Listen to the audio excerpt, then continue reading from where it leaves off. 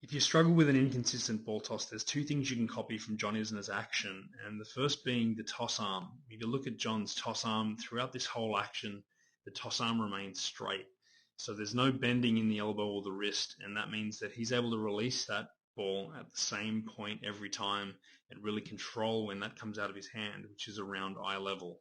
The second thing to notice here is even though John is 6'10", the ball toss peak to contact height is minimal.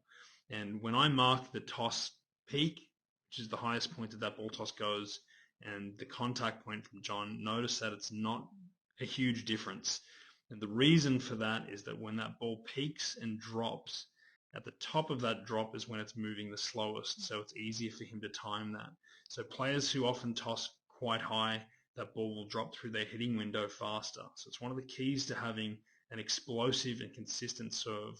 But have a look at the ball toss arm in particular. If you do struggle with that, make sure you're releasing around eye level and try and experiment with a lower ball toss where you're still hitting at peak contact.